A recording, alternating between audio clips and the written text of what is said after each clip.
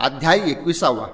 कवींद्र म्हणाला, नंतर एकमेकांच्या भेटीकरता अत्यंत उद्युक्त त्या गोष्टीचा ध्यास लागलेल्या तत्पर व आपापल्या राजनीतीने वागणाऱ्या त्या दोघांचा वकिलांच्या द्वारे जसा करार झाला तसा सर्व सांगतो.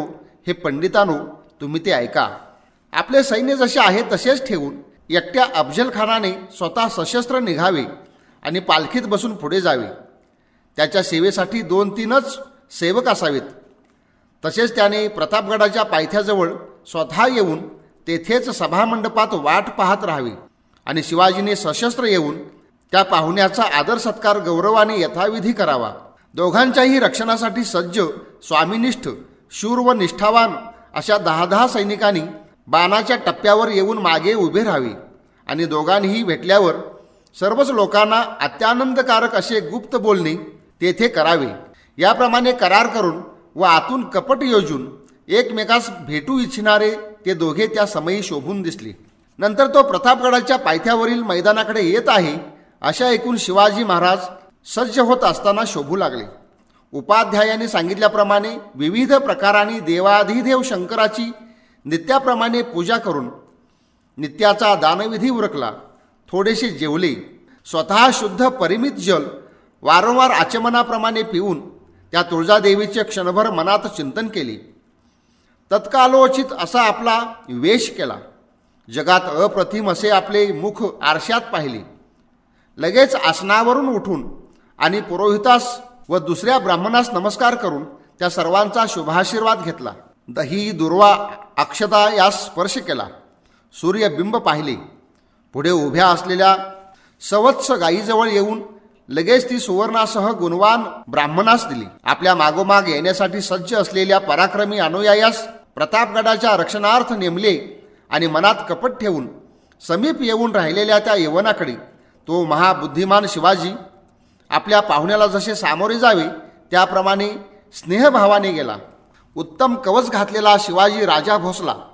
तुरा खोवलेल्या शुभ्र पगडीने व केशराचा शिडकाव मारलेल्या अंगरख्याने फारच शोभून दिसत होता. त्या वज्रकाया असलेल्यास त्या कवचाची काय गरज. एका हातात तलवार आणि दुसऱ्या हातात पट्टा धारण करणारा तो शिवाजी राजा नंदक, खड्ग व कौमोदिकी गदा धारण करणाऱ्या प्रत्यक्ष विष्णूप्रमाणे दिसत होता. मग गडाच्या कडेवरून सिंहाप्रमाणे बाहेर पडून झप झप पावले टाकीत अगदी निकट येऊन उभा राहिलेल्या अंकुशाप्रमाणे सुंदर, भव्य आणि लांब अशा दाढीने भीषण दिसणाऱ्या धैर्यवान व धैर्यदृष्टी अशा वीर शिवाजी शत्रूने पाहिले. इंद्राने जसे वृत्र आलेला पाहिले त्याप्रमाणे शिवाजीने देखील तो समोर आलेला पाहून गालात किंचित हसत स्वतः त्याच्या दृष्टीशी दृष्टी भिडवली. क्रुद्ध यमाप्रमाणे समोर उभा असलेल्या त्या दक्ष वीर शिवाजीचा विश्वास आपल्यावर बसवून घेण्यासाठी आपल्या हातात असलेली अकुंठित तलवार त्या क्रुद्ध कपटी खलाने जवळ असलेल्या आपल्या सेवकाच्या हातामध्ये दिली. मग खोटा स्नेह दाखवून प्रतिकूल दैवाने पछाडलेला तो खान त्यास मोठ्या स्वराने म्हणाला. अफजल म्हणाला, अरे फुकट युद्धोत्साह धारण करणाऱ्या व अत्यंत स्वैरवर्तन करणाऱ्या नीतिमार्ग सोडून कुमार्ग का धरतोस? आदिलशहाची, कुतुबशहाची किंवा महाबलवान दिल्लीपतीची सुद्धा सेवा करीत नाहीस. त्यास मानित नाहीस आणि मनामध्ये गर्व वाहतोस. म्हणून आज मी तुला उद्धटाला शिक्षा लावण्यासाठी आलो आहे. हे गड दे, लोभीपणा सोड आणि मला शरण ये. मी तुला सोहस्ताने धरून विजापुरास नेऊन आदिलशहापुढे तुझे शिर तुला नमवावयास लावीत आणि त्या प्रतापी प्रभूस प्रणिपात करून विनंती करीन आणि हे राजा तुला पुन्हा अतिशय मोठे वैभव मिळवून देईन. अरे शहाजी राजाच्या पुत्रा, पोरा, आपली शहाणपणाची घमेंड सोडून आपला हात माझ्या हातात दे, ये आणि आलिंगन दे. असे बोलून त्याने त्याची मान डाव्या हाताने धरून दुसऱ्या उजव्या हाताने त्याच्या कुशीत कट्यार खुपसली. बाहुयुद्ध निपुण शिवाजीने लगेच त्याच्या हातातून मान सोडवून घेऊन अत्यंत गंभीर ध्वनीने दरी दुमदुमून टाकली आणि गोंधळून न जाता आपले अंग किंचित आकुंचित करून शिवाजीने आपल्या पोटात खुपसणारी ती कट्यार स्वतः चुकवली. हा वार तुला करतो तो घे, मला धर असे म्हणतच सिंहासारखा सोर, सिंहासारखी गती, सिंहासारखे शरीर, सिंहासारखी दृष्टी, सिंहासारखी मान असलेला व आपल्या दोन्ही हातांनी फिरवलेल्या नागव्या तलवारीने शोभणारा तो धैर्यवान व कर्तृत्ववान करारी शिवाजी त्या वैऱ्याचा सूड घेण्यास प्रवृत्त होऊन त्याने आपल्या कृपणाचे टोक त्याच्या पोटात खुपसले. त्याने शत्रूच्या पोटात पाठीपर्यंत झटकन खुपसलेली ती कट्यार सर्व आतडीत ओढून बाहेर पडली. क्रुद्ध कार्तिकेयची शक्ती क्रौंच पर्वतास विदीर्ण करून जशी शोभली तशी शिवाजीची कट्यार अफजलखानास भेदून शोभू लागली. असा पराक्रम शिवाजी महाराजांनी जेव्हा दाखविला तेव्हा अफजलखानाचे डोके गरगर फिरू लागून तो शोभू लागला. नंतर आपल्या रक्ताच्या धाराने भूमी भिजवून झिंगलेल्या माणसाप्रमाणे मूर्छेने झोकांड्या खात खात अतिविव्हल होऊन तो खान शिवाजीच्या शस्त्राच्या योगाने पोटातून बाहेर पडलेली आतडी जशीच्या तशीच सर्व आपल्या हाताने धरून, याने मला येथे ठार केले, या शत्रूस वेगाने ठार करा, असे जो आपल्या पार्श्ववती सेवकास म्हणतो, तोच तो अभिमानी सेवक तीच अफजलखानाची तलवार उगारून ठार मारण्याच्या इच्छेने एकदम शिवाजीवर चालून गेला. ब्राह्मणास शिवाजी ठार मारणार नाही असे जाणून धनी अफजलखानाने त्या ब्राह्मण योद्ध्यास युद्धामध्ये प्रविष्ट केले होते. अफजलखानाचे ते सैनिक तेथे पोहोचले नाहीत तोच त्याने ती तलवार शिवाजीवर हाणली. त्याने मारलेली ती तलवार त्या समयी शिवाजीने आपल्या तलवारीने अडवली आणि पट्ट्याने त्याच्या धन्याच्या खानाच्या डोक्याचेही 2 तुकडे केले. धिप्पाड शत्रूचे पट्ट्याने कापलेले डोके वज्राने फोडलेल्या पर्वत शिखराप्रमाणे लगेच खाली पडले. तेथे हा शिवाजी जणू इंद्र झाला, तो म्लेंछ पर्वत झाला आणि तीक्ष्णाग्राचा पट्टा सुद्धा त्या समयी वज्र झाले. एकीकडे धड पसरले, एकीकडे आतडी गळाली, एकीकडे मस्तक पडले, एकीकडे पटका पडला, छत्री एकीकडे उडाली, चौरीही एकीकडे गेली.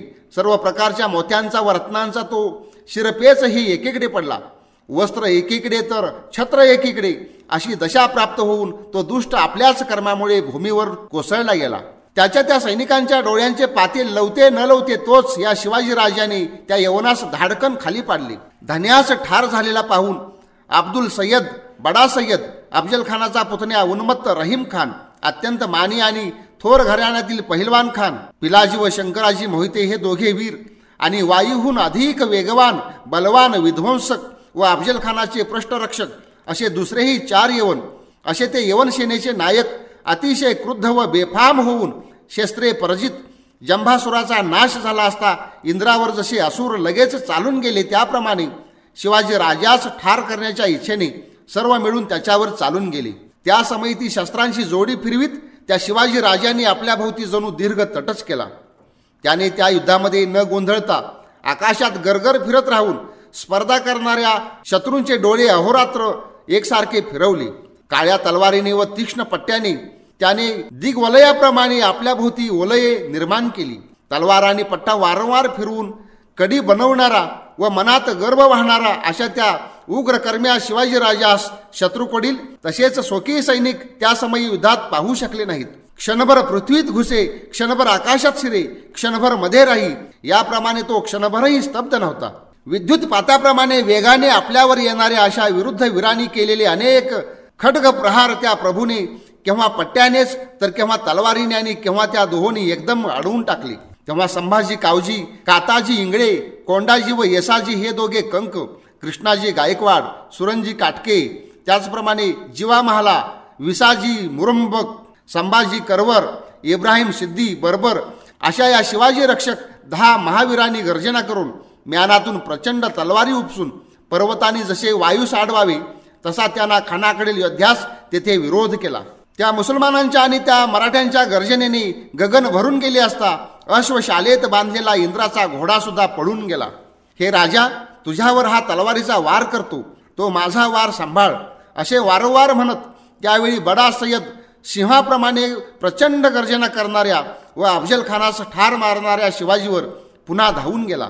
वेगवान जीवा महालाने नको म्हटले असताही याला मीच ठार करतो, हा माझ्याजवळ येऊ दे, असे महाराजांचे म्हणणे न ऐकलेसे करून सय्यदाने उगारलेली ती तलवार आपल्या अंगावर घेतली आणि त्या वीराने आपल्या तलवारीने सय्यदाचे 2 तुकडे केले. कावजी, दोघे कंक, अभिमानी इंगळे, शूर मुरुंबक, त्याचप्रमाणे करवर, क्रूर काटके, गायकवाड आणि सिद्धी यांनी आवेशाने लढणाऱ्या दुसऱ्याही शत्रूंना पटापट पाडले. खांदे व हात तोडलेली, पाय तोडलेली, डोकी व मध्यभाग तोडलेली, लाखेसारख्या लाल रक्ताने माखलेली अशी चोहोकडे पडलेली त्यांची शरीरे तेथे चकाकू लागली. शके 1581 विकारी नाम संवत्सरी मार्ग शीर्ष मासी शुक्ल पक्षी सप्तमी तिथीस गुरुवारी माध्यानी देवद्वेष्टा अफजल खान शिवाजीने ठार मारला. बलवान अफजल खानासही या राजाने बलाने ठार केले असता अत्यंत शीतल असंख्य पुष्पांच्या सुगंधाने युक्त व मंद असा वायू वाहू लागला. नद्या सुद्धा निवळ शुद्ध पाण्याने युक्त झाल्या. लगेच पृथ्वी अत्यंत स्थिर झाली. सर्व देव सुद्धा आपापल्या स्थानी जाऊन सुखी झाले. याप्रमाणे आपल्या शत्रूस युद्धात जोराने लोळून सशस्त्र शिवाजी राजा विलसू लागला असता लगेच तीनही लोक व्यापून टाकणारा विजय सूचक व गंभीर असा दुदुंबी ध्वनी गडावर झाला. या ठिकाणी 21वा अध्याय समाप्त झाला.